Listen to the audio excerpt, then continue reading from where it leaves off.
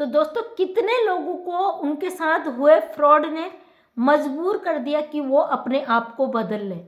मेरे साथ ये चीज़ हुई, मेरे जीवन में इतना बड़ा धोखा हुआ कि मेरे उस धोखे ने मेरे उसूलों को बिल्कुल तोड़ मरोड़ के रख दिया और मैंने अपने आप को पूरी तरीके से चेंज कर दिया। आज अपनी ही एक स्टोरी आप लोगों तक शेयर कर रही हूँ और उम्मीद करती हूँ इस स्टोरी से अगर आपके साथ कोई धोखा करके चला जाता है, जिंदगी में कोई आपको धोखा नहीं दे सकता, आपको तोड़ नहीं सकता, आपको मरोड़ नहीं सकता।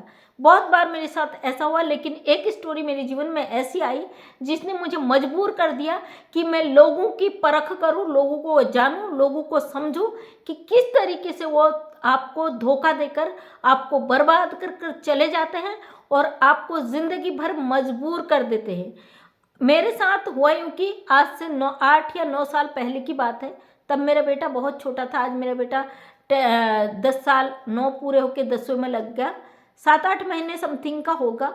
और मैंने अपने जीवन में सारे काम किए, सब कुछ टॉप करने के बाद, पढ़ाई करने के बाद, सब कुछ करने के बाद, मैं जॉब करने के बाद तमाम, मुझे फिर भी अपना लक्ष्य पता नहीं था कि मुझे क्या करना है। कुछ चीज़ों को 2 महीने, 6 महीने, साल भर करना, फिर उसको छोड़ देना, वहाँ से मेरा दिमाग हट जाता, फिर मैं दूसरी चीज़ को करने लगती थी। मेरा खुद का कोई वो नहीं था कि मुझे क्या करना है। अब मैं उस समय सिलाई भी सीख रही थी, मेरा वो था कि मैं फैशन डिजाइनिंग करूं। उसके चलते मैंने एक बुटीक में सिलाई का कोर्स शुरू कर दिया और मेरे साथ मेरे स्टाफ की थी और हमारा बिल्कुल सरकारी क्वार्टर था। हम ऊपर 2 मंजिले में रहते थे, वो नीचे रहती थी। वो लड़की थी, मैं 3 बच्चों की माँ थी और हम लोगों ने वहाँ पे कोर्स ज्वाइन कर लिया कि हमको ये सीखना है। और कोर्स ज्वाइन करने के 2-3 दिन बाद ही वो लड़का था, बहुत छोटा था, उसने कहा दीदी, वो बहुत परेशान दुखी था लड़का जो कोर्स करा रहा था। बहुत बड़ा उसका बुटीक था, 4-5 उसके कारीगर थे, बहुत अच्छा सा उसका वो था।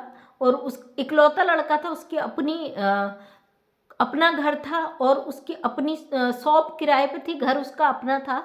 और उसको परेशान देख के, और मेरी कमज़ोरी ये थी कि मैं लोगों को परेशान नहीं देख सकती थी। उनको दुखी देखकर मुझे लगता था कि हम कैसे उनकी परेशानियों को ख़त्म करूं। उस परेशानियों को ख़त्म करने के चक्कर में मैं हमेशा परेशानियों में पड़ जाया करती थी। और उस बंदे से मैंने पूछा कि भैया आप क्यों परेशान हो। 1-2 बार उसने नहीं बताया, उसने टाल मटोल कर दी, लेकिन उसको देखकर मुझे लगा कि ये बहुत ज़्यादा परेशान है, क्योंकि बार बार उसको कॉल आना, वो फ़ोन में बार बार लोगों को सफाइयाँ देना। और उसको देखकर मैं और भी सोचने पे मजबूर हो गई कि इस बंदे को परेशानी क्या है। अब मैं वो जानने के लिए बहुत ज़्यादा उत्सुक हो गई कि बंदे को क्या दिक्कत है, कैसे हम इसकी दिक्कत को ख़त्म कर सकते हैं। 3-4 दिन बाद उसने अपनी कहानी बताई कि मैं अभी कर्ज में डूबा पड़ा हूँ। मैंने ये बुटीक अपने हिम्मत पर बनाया और यहाँ पर उसका डेली 5 से 10 हज़ार पर डे की इनकम थी उस बुटीक में। और उसके बावजूद वो बंजा कर्जे में था। उसने एसी लगवाई थी और किराए के जो बुटीक था उस पर उसने कई टाइल पत्थर, कई मतलब कई लाख का उस पर काम करवाया। और साथ में उसका शायद कहीं और भी लफड़ा था, तो उस वजह से वो कर्जे में बहुत ज़्यादा डूब गया था। और उसने उस समय कमेटियाँ डाली थी 25 लाख की। वो कमेटी उठाकर वो अपना खुद का खर्च कर लिया। उसके बाद वो किस्तें नहीं भर पाया, तो जिन लोगों का देना था वो लोग उसे बड़े दुखी और परेशान कर रहे थे। उस कर्ज को उतारने के लिए बड़ा दुखी थे, इधर से लेता उधर देता, उधर से लेता उधर देता। तो उसने कहा मुझे इमरजेंसी है, मुझे 1 लाख रुपया कल किसी को देना है और मैं नहीं दे पाऊँगा तो मेरे को शायद बहुत मुश्किल हो जाएगी। और उस बंदे का मैंने बोला उससे, चलो मैं दिलवा देती हूँ। मैंने अपने हस्बैंड से भी नहीं बोला, किसी को नहीं बताया अपने घर में, क्योंकि मैं और मेरे हस्बैंड के अलावा कोई डिसीजन लेने वाले नहीं थे। तो मैंने, मेरी एक फ्रेंड है वो इंटरेस्ट पर पैसा देती है, और पता चला उसने कहा मैंने कहीं से उठा रखे हैं, वो 30% इंटरेस्ट पे उठाए, अगर मुझे कहीं से कम में मिल जाए तो मैं वो करूँ। मेरी एक फ्रेंड है और वो भी बहुत बड़ी कमेटियाँ चलाती, उनका अपना बिजनेस है। तो मैंने उनसे चीज़ शेयर करी, उन्होंने कहा ठीक है मैं 5-6% पर इनको दे दूंगी, लेकिन गारंटी आपकी रहेगी। तो ठीक हुआ, मैंने उस बंदे के अकाउंट में 1 लाख रुपया उसने डलवा दिया। तो उसके बाद उसने पहले महीने बड़े मुश्किल से इंटरेस्ट दिया, दूसरे महीने वो आधा दे पाया, तीसरे महीने से बिल्कुल ही उसका देना बंद हो गया। और तीसरे महीने मैंने खुद इंटरेस्ट दिया, लेकिन चौथे महीने मैं चली गई हरिद्वार हस्बैंड के साथ कुंभ मेला। तो फिर कुंभ मेला से जब वहाँ से कॉल मिला है तो उस बंदे का फ़ोन नहीं लग रहा था। जब मैं वापस आई तो पता चला वो बंदा वहाँ उसका जो मकान था उसको भी गिरवी रख के कहीं दिल्ली की साइड या भाग चुका है, वो सब कुछ छोड़ के, क्योंकि वो कर्जे को झेल नहीं पा रहा था। उसके बाद मुझे बड़ा टेंशन हुआ, क्योंकि उस समय अपनी हम इतना अफोर्ड नहीं कर सकते कि 1 लाख रुपए उठाकर सीधे दे दें। और बहुत उस समय मैं टेंशन में चली गई, बहुत ज़्यादा कांटेक्ट करने की कोशिश करी, फिर नहीं हो पाया। फिर मैंने अपने हस्बैंड को ये चीज़ बताई, तो हस्बैंड ने समझाया, लेकिन उन्होंने मुझे बिल्कुल नहीं डांटा।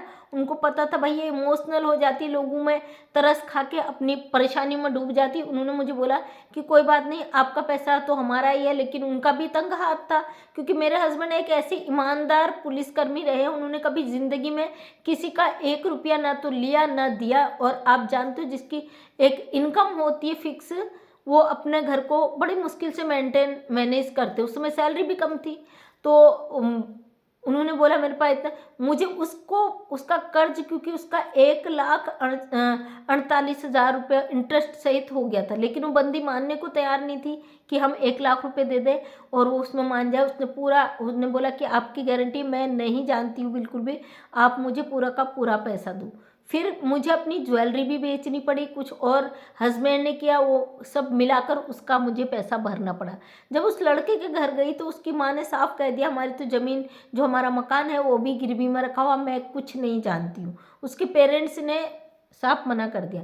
मैंने थाने में कंप्लेंट करी, वहाँ से एसआई साहब ने 2 कस्ट बिल भी भेजे, लेकिन अब कहते हैं ना कि जो जो मेन बंदा था वो ही नहीं था, उस प्रॉपर्टी भी गिरवी रख गया, तो और क्या ही कर सकते थे। उस दिन से मैंने अपने आप को इतना चेंज कर लिया, और मुझे लगता है कि शायद मेरे अंदर जो तरस था, जो लोगों को देखकर मैं पढ़ नहीं पाती थी, हमेशा धोखा खा जाती थी, उस धोखे ने मुझे इतना बदल दिया कि आज मैं हर डिसीजन को लेने में सक्सेस हूँ। और मैं उस लड़के को कहीं ना कहीं एक जिम्मेदार मानती हूँ कि मुझे मेरे ही चीज़ों के लिए उसने जगाया। अगर ये घटना शायद मेरी ज़िंदगी में नहीं होती तो मैं बार बार ये गलतियाँ रिपीट करती, क्योंकि ये चीज़ कई बार हो चुका था मेरे साथ। लोग आते और रोना रोते, उनको पता था भाई ये एकदम किसी की फिर परेशानी को नहीं देख सकती। रोना रोते कोई 2,000 मांगता, कोई 5,000 मांगता, कोई 10,000 मांगता, उसको वापस करने के लिए वो कभी भी नाम नहीं लेते थे। उसके लिए मुझे बड़ा दुखी गिड़गिड़ाना पड़ता था। ये छोटी छोटी घटनाएं मेरे साथ होती रहती थी, लेकिन ज़िंदगी में इतनी बड़ी घटना ये जो हुई 1 लाख की, इसने मुझे पूरी तरीके से चेंज कर दिया। और मैंने तब से पैसे को तजब्बु देना शुरू किया, और तब से मैंने इंसानों को पढ़ना शुरू किया कि भाई, हालांकि मैं साइकोलॉजी की टीचर रही हूँ, लोगों के माइंड को पढ़ सकती हूँ, लेकिन मैं इतनी ज़्यादा अंदर से लोगों के प्रति, मतलब दया भाव कहते हैं ना, बिल्कुल किसी के दुख को देख नहीं सकती। ये मेरी सबसे बड़ी कमजोरी है, इसी वजह से हमेशा मैं दिक्कत में पड़ जाती हूँ। आज भी मेरी बड़ी बहन, मेरी बहन है, मेरे फैमिली के जो मेरे हैं, वो कहते हैं तुम्हें लोग बेवकूफ़ बना के चले जाते, तुम दूसरों की बातों में आके हमेशा धोखा खा जाती हो। इस वजह से मुझे हमेशा लथाड़ते थे, लेकिन इस धोखे ने मुझे इतना स्ट्रॉन्ग बना दिया खुद के डिसीजन लेने के लिए फाइनेंशियली। और मैं उस लड़के का थैंक्स भी कहती हूँ कि तुम्हारी वजह से मेरी लाइफ में इतने चेंजेस आए, मैं अपने आप को शायद बदल ही नहीं पाती कभी। और कोई भी मुझे धोखा दे के निकल जाता, ठग कर निकल जाता, लूट कर निकल जाता, और मुझे पता भी नहीं चलता कि मेरे साथ हो क्या रहा है। फाइनली मैं उन चीज़ों से निकली, और अब कोई भी व्यक्ति कहता तो मैं 10 बार उसकी इंक्वायरी करती हूँ कि रियल में इसको ज़रूरत तो नहीं है, कि वास्तव में इसको ज़रूरत तो नहीं है। उसका पूरा बैकग्राउंड चेक करती हूँ और देखती हूँ कि ये झूठ तो नहीं बोल रही है या झूठ तो नहीं बोल रहा है। और हाँ, मदद करना कोई गलत नहीं है, लेकिन ऐसी मदद मैं आपसे कभी भी नहीं कहूँगी कि करें जिससे आप खुद लफड़ों में पड़ जाए, मुश्किल में पड़ जाए। मेरे हस्बैंड ने मुझे 10 बार लथाड़ा, हालांकि मेरी पूरी मदद की, लेकिन उन्होंने सुनाया भी, भाई मैंने इतनी बड़ी गलती की थी, 1,48,000 रुपये बिना दंड के ही मुझे भरना पड़ा। बहुत बड़ा अमाउंट होता है एक कर्मचारी के लिए। उतना सैलरी भी उस समय कम थी, अब बाद में तो 7वां 8वां वेतन लग गया था तो सैलरी भी डबल हो गई थी, लेकिन उस समय वो पैसा हमें चुकाना बड़ा भारी पड़ा। मेरे लाखों के गहने मुझे हज़ारों में बेचने पड़े। मैंने सब कुछ ख़त्म कर दिया था, वो सारी ज्वेलरी वगैरह जो मेरे अमाउंट थे, जो मैंने जमा राशि थी, वो मेरा सब कुछ चला जा चुका था। उसके बाद मुझे लगा कि नहीं भाई, दुनिया में अपने आप को बदलना बहुत ज़रूरी है। और जो भी चीज़ें आपके बीच में शेयर करती हूँ, अपने खुद के अनुभव शेयर करती हूँ, क्योंकि मेरी आज 40 ईयर एज कंप्लीट हो गई। इन अनुभवों ने मुझे इतना मजबूत किया कि मुझे लगा नहीं, मुझे लोगों को जगाना चाहिए, लोगों के बीच ये चीज़ें रखनी चाहिए जो ऐसी गलतियाँ करके अपने आप को मुश्किल में डाल लेते हैं। उन लोगों को इन चीज़ों से जगाने की कोशिश करना चाहिए। तो दोस्तों, आपने मेरी इस गलती से क्या सीखा मुझे कमेंट करके ज़रूर बताइएगा।